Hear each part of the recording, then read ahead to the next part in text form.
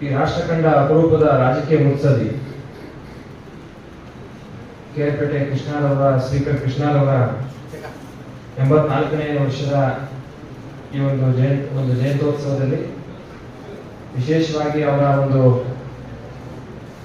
ಪ್ರಚಂಡ ಆಧ್ಯಾತ್ಮಿಕ ಮತ್ತು ಮುತ್ಸದಿತನದ ಆತ್ಮಕ್ಕೆ ನಾನು ಗೌರವಪೂರ್ವಕವಾಗಿ ನಮಸ್ಕಾರಗಳನ್ನು ಸಲ್ಲಿಸ್ತೇನೆ. ಅವ್ರ ಬಗ್ಗೆ ಅವ್ರ ಹೆಸರು ಹೇಳಿದ್ರೆ ಯಾರಾದ್ರೂ ನಾನು ಕೆಆರ್ಪೇಟೆ ಕೃಷ್ಣರವರ ಊರು ಅವ್ರ ಸ್ಪೀಕರ್ ಆಗಿದ್ರು ಅಂತ ಅಂದ ತಕ್ಷಣ ನಿಮ್ಮ ಎದುರಿಗಿರುವ ವ್ಯಕ್ತಿ ನಿಮಗೆ ಅಪಾರವಾದಂತಹ ಗೌರವ ಕೊಡುವಂತ ಒಂದು ಶಕ್ತಿ ಅವ್ರಿಗಿತ್ತು. ಅದಕ್ಕೆ ನಾನು ಅವ್ರನ್ನ ಶಕ್ತಿ ಅಂತ ಹೇಳಿದ್ದು.